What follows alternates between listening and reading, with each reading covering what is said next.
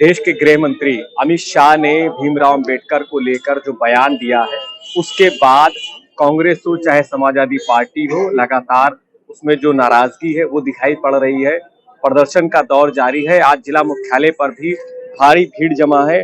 कुछ देर के बाद यहाँ पर भी बड़ा प्रदर्शन शुरू होगा और डीएम को ज्ञापन दिया जाएगा। हमारे साथ बात करने के लिए रिटायर्ड कर्नल मौजूद है। सर, एक पूरा परिचय अपना पहले दे दीजिए। जी सबसे पहली बात तो मैं कर्नल शरद शरण हूँ और सैनिक प्रकोष्ठ का प्रदेश अध्यक्ष हूँ। ये सभी आपको लखनऊ जिले के और हमारे कार्यकारिणी के पदाधिकारी हैं। हम लोग का संगठन पूरी 75 जिलों में है और बेसिकली जो फौज से रिटायर्ड फौजी हैं वो सब इसके सदस्य हैं और हम समाजवादी परिकल्पना को देखते हुए देश सेवा के बाद अब समाज सेवा में उतरे हुए। अमित शाह ने बयान दिया है कि अंबेडकर साहब को लेकर, तो उसको लेकर काफी नाराजगी है सभी में। आप आज भी जिला मुख्यालय पर इकट्ठा हुए हैं, कुछ देर में प्रदर्शन आपका शुरू होगा। क्या मुख्य मांगे हैं आपकी? देखिए, हम लोग भी आखिर इसी समाज से निकल के फौज में गए हैं, तो हमारा बचपना भी हमने अपने घर में अपने बड़े बूढ़ों के पुरखों के दर्द और सब चीज़ों को महसूस किया है, बचपन से सुना है, झेला है, देखा है। हम लोगों ने फौज में जो जीवन पाया है, समानता है, सबको बराबर अधिकार है, बराबर सम्मान है, सबको हक और हुकूक मिलता है। जो उस तरीके की एक आइडियलिस्ट सोसाइटी हम देख के जब वापस इस समाज में आए तो हम कहीं ना कहीं चौंके हैं कि जब हम 20-30 साल बाद वापस आए हैं, समाज में वही बुराइयां उसी प्रतिमान उसी इंटेंसिटी के साथ अभी भी। आखिर ये कब दूर होंगी? तो जो पीढ़ी के बच्चे हैं वो स्वाभाविक है अपने समाज के लिए लड़ेंगे और फौजी जीवन के बाद अगर हमारे शरीर में अगर शारीरिक और मानसिक ऊर्जा है तो हम कहीं ना कहीं समाज के कल्याण और समाज के हक और अधिकार के लिए लड़ना चाहते हैं। लेकिन आप देखिए, जो शोषण और शोषित वर्ग के बीच की जो लड़ाई थी, अभी शोषक अभी भी उसी विचारधारा में। यहाँ ऐसी ही रही तो एक दिन पीढ़ियां इस सत्ता को लोकतांत्रिक व्यवस्था से उखाड़ के फेंक देगी। यही हमारे पास एक रास्ता बचा है। जो बयान अमित शाह ने दिया, इस पर क्या कहते हैं? बयान नहीं है, बयान बिल्कुल नहीं है। 90% पीडीए की आबादी के पुरखे के नाम को लेकर के जब आप अपमान करते हैं तो बेसिकली आप पीडीए की पहचान को साफ मुकर जाते हैं और साफ नकार देते हैं कि पीडीए नाम का कोई समाज का हिस्सा है ही नहीं। वो ये सोच से चलते हैं, इस सामंती सोच से चलते हैं कि कुछ लोग पैदा होते हैं राज करने के लिए और कुछ पैदा होते हैं सेवा करने के लिए। तो हमारे लोकतंत्र में हमारे बाबा साहब ने हमें ऑलरेडी स्वर्ग दिया है, हमें किसी स्वर्ग की जरूरत नहीं है। और 7 जन्म का स्वर्ग जो वो हमको दे रहे हैं वो उनको मुबारक, क्योंकि हमारे बाबा साहब ने हमें जो संविधान दिया है वो सिर्फ 7 जन्मों का स्वर्ग नहीं देता है, 7 पीढ़ियों का स्वर्ग नहीं देता है। अब अनंतकालीन स्वर्ग की स्थापना इसी धरा पे और इसी देश में संविधान के माध्यम से पीढ़ी के लोग खुद कर लेंगे।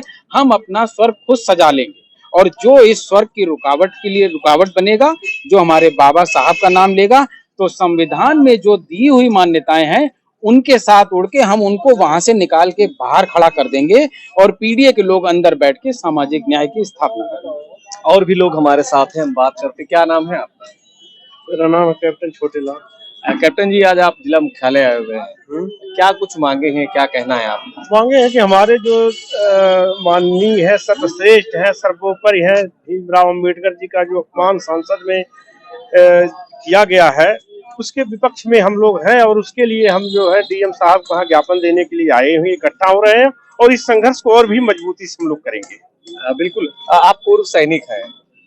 पहले के जिस तरीके से नियम थे, पहले के जो कानून थे, जो आप लोगों ने बहुत ज्यादा देखा इन सब चीजों को, अब तब में और अब में क्या फर्क देखते हैं?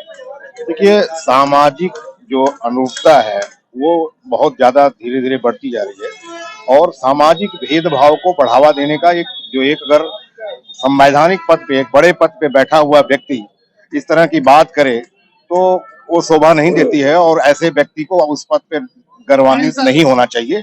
उस अपने पद से त्याग पत्र दे करके वहां हट जाना चाहिए, क्योंकि ये बाबा साहब द्वारा जो एक सामाजिक और ये संविधान की व्यवस्था में जो सामाजिक व्यवस्थाएं हक दिलाती। आप इस्तीफे की मांग कर रहे हैं? बिल्कुल इस्तीफा देना चाहिए। ऐसे व्यक्ति को वैसी कुर्सी पे बैठने का कोई हक नहीं बनता है, क्योंकि जो हमारा संविधान है, एक लोकतांत्रिक मंदिर में बैठ करके, लोकतंत्र के मंदिर में बैठ के इस तरह का वक्तव्य देना, ये तो बहुत ही निंदनीय है और इसकी जितनी भी निंदा की जाए बहुत कम है।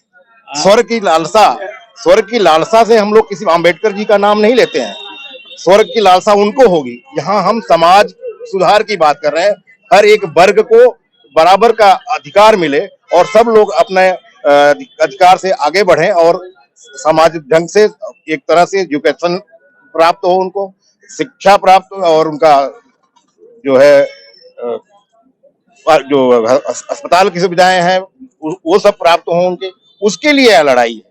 हम किसी स्वर्ग की परिकल्पना नहीं कर रहे हैं उनके लिए, स्वर्ग की परिकल्पना उनके लिए मांग। जिस तरीके से आप लोग अमित शाह जी के इस्तीफे की मांग कर रहे हैं, लेकिन भाजपा का ये कहना है कि जो बयान है उसको तोड़ मरोड़ कर पेश किया जा रहा है। संसद भवन में एक नहीं हजारों की संख्या में सीसीटीवी लगी हुई है। मैं तो कहता हूं कि उनको क्यों नहीं प्रूफ माना जा रहा है? लोगों की बातें, हमारी बातें, दूसरों की बातों पर क्यों विश्वास किया जा रहा है? सीसीटीवी फुटेज निकाल लें और दिख जाएगा कि कौन झूठ बोल रहा है और कौन सही बोल रहा है। पूरी बीजेपी का खेमा पूरा झूठ बोल रहा है। बिल्कुल सुभाषपा भाजपा की सहयोगी दल पार्टी है। आज सुबह ओम प्रकाश राजभर का एक बयान आया, उनका ये कहना था कि जो समाजवादी पार्टी है वो दलित विरोधी है। भाजपा के जो मुख्यमंत्री हैं उत्तर प्रदेश के योगी आदित्यनाथ, वो दलितों के लिए, पिछड़ों के लिए काम कर रहे हैं, लेकिन जो समाजवादी पार्टी है या कांग्रेस है, दोनों को उन्होंने घेरा है और बोले कि ये विरोध करती है, ये विरोधी है दलित।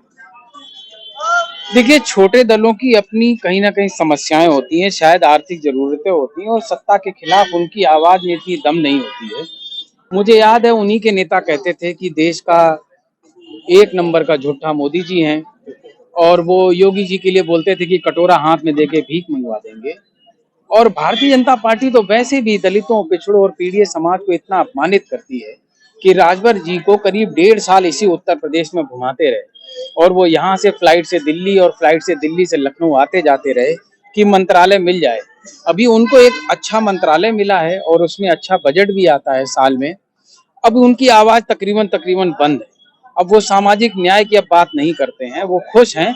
हाँ, बाकी नेताओं की क्या मंत्रालय के लिए वो इतना बोल रहे थे? नहीं, एक सब व्यवस्था है भारतीय जनता पार्टी की। अनुप्रिया पटेल जी हो, चाहे निषाद जी हो, चाहे राजभर जी हो, उनको धीरे से मैसेज दिया जाता है कि आज आपको सामाजिक न्याय के नेताओं पे, अखिलेश जी पे हमला करना है, जाइए और हमला कीजिए। ये हमारे सबके, हम पीडीए नाम से ही नहीं है, समाज ने हमको पीडीए बना भी रखा है। हमारे बीच से ही हमारे लोगों को उठा के हमारे खिलाफ खड़ा करना, ये भारतीय जनता पार्टी का आज का चरित्र नहीं है।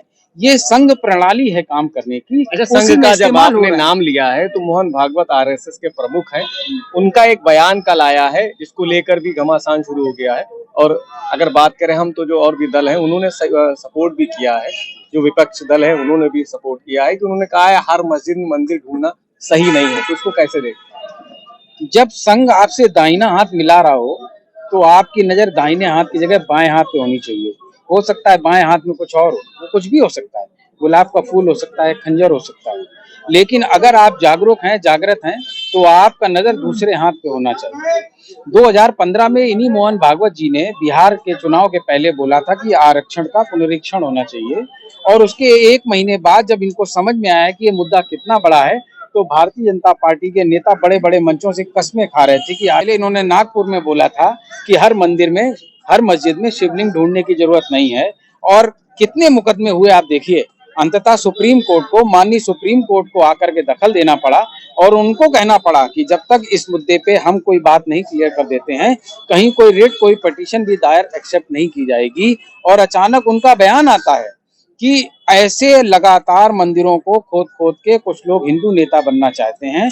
तो मैं ये जानना चाहता हूं कि उत्तर प्रदेश के मुख्यमंत्री क्या अखबार नहीं पढ़ते? वो सुबह यहाँ से 9 बजे गोरखपुर उसी दिन गए हैं और उन्होंने क्या बयान दिए? उन्होंने संभल के मुद्दे को फिर भड़काया, उन्होंने फिर औरंगजेब की औलादें वहां पे कलकत्ता में रिक्शा चला रही हैं, इस तरीके का बयान दिया है। तो ये सत्य है कि वो दाहिना हाथ जब आपको मिलाते हैं तो बाएं हाथ में असल में कुछ और होता है।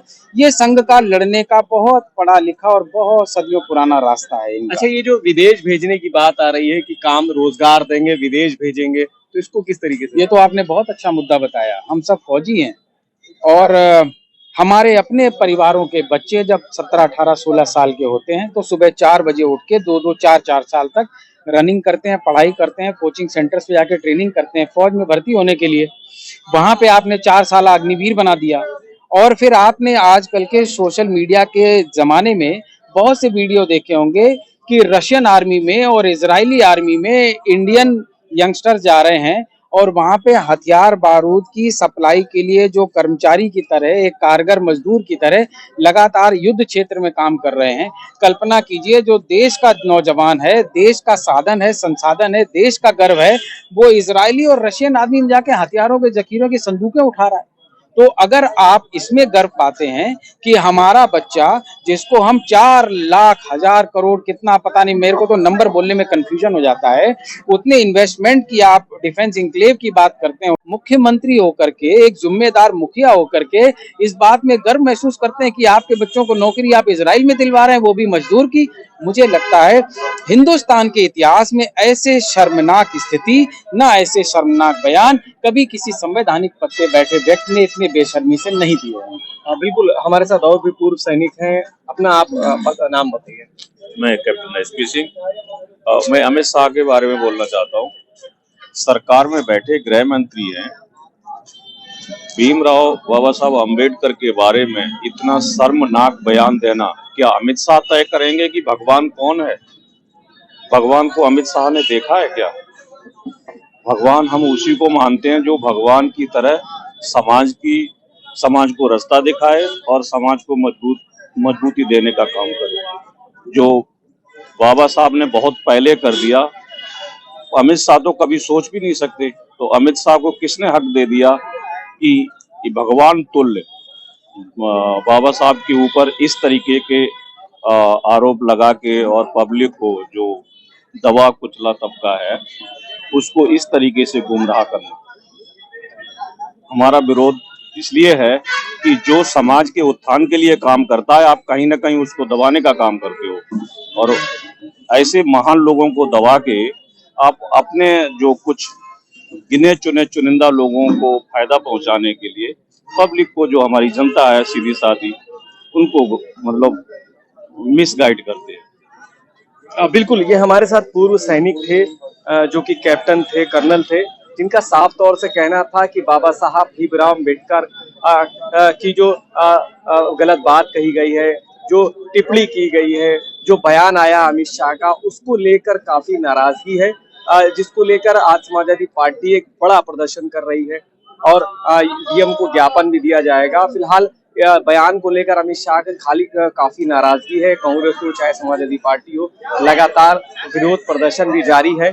हम इस वक्त लखनऊ के जिला मुख्यालय पर मौजूद है। समाजवादी पार्टी का मुख्यालय है, जहां पर पूर्व सैनिक भी आए हुए हैं और इनका साफ तौर से कहना है, जिस तरीके से चाहे अग्निवीर हो, चाहे रोजगार की बात हो, चाहे अमित शाह का बयान हो, कोई भी बयान पर या किसी भी चीज पर जो भाजपा सरकार है वो खरी नहीं उतरी है। लखनऊ से सफी अहमद, टीवी 9 भारत।